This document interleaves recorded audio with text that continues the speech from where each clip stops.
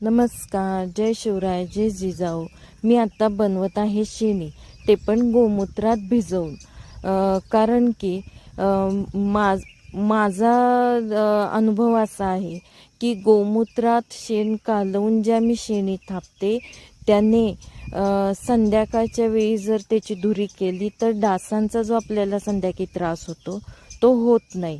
आणि मला देवपूजेसाठी धूप घालण्यासाठी ह्या अशा जर शेणी असतील आणि अशा छोट्या छोट्या मी थापलेल्या तर मला त्या सोप्या पडतात आणि त्याचा सुगंधही छान येतो. आणि खरं तर ही पूर्वापार पद्धत आहे, परंपरेनं चालत आलेली की शेणी थापणे. तर ह्याला बरेच नावं आहेत. शेणी म्हणतात, गोवऱ्या म्हणतात, आमच्या गावात तर ह्याला खांड म्हणतात. आणि आता हिंदीमध्ये गोबर के उपले, गोबर के कंडे असं म्हणतात. आत्ता तर हे मॉलमध्ये किंवा ऑनलाईनसुद्धा मिळून जातात, कारण हळूहळू लोकांना त्याचं महत्त्व कळायला लागलं आहे. आणि पूर्वापार चालत आलेली ही गोष्ट आपण कधीच बंद करू शकत नाही, कारण ह्याचा उपयोगही तसा आहे. आता सिलेंडरही महाग झाला आहे. चूल पेटवायची म्हटली तर लाकूड काय लगेच पेट घेत नाही. मग थोडंफार शेणी, 1-2 शेणी बरोबर जर लाकूड पेटवलं तर ते शेणी बराच वेळ पेटत राहते आणि त्याच्यामुळं आपण चूल पेटवू शकतो.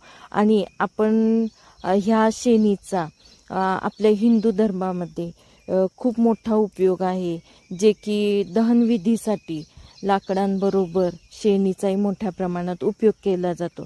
त्यामुळे जग कितीही पुढं गेलं आणि सुधारलं तरी शेण्या ह्या लागतात. आणि मला तर लागतात, कारण मला धुरी करण्यासाठी वगैरे मी वापरते.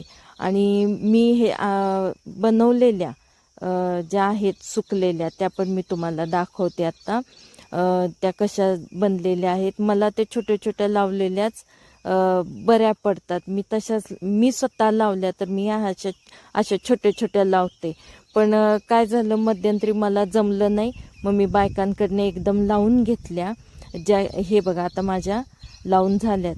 त्या बायकांकडनं लावून घेतलेल्या ज्या की एकदम शेणाच्या, कधीतरी चूल पेटवली तर मला उपयोग होईल म्हणून मी ह्या पारंपरिक पद्धतीनं पालापाचोळ्या घालून बनवलेल्या ह्या अशा मी भरपूरशा बनवून साठवून झाकूनही ठेवल्यात, जेणेकरून पावसात त्या भिजू नयेत.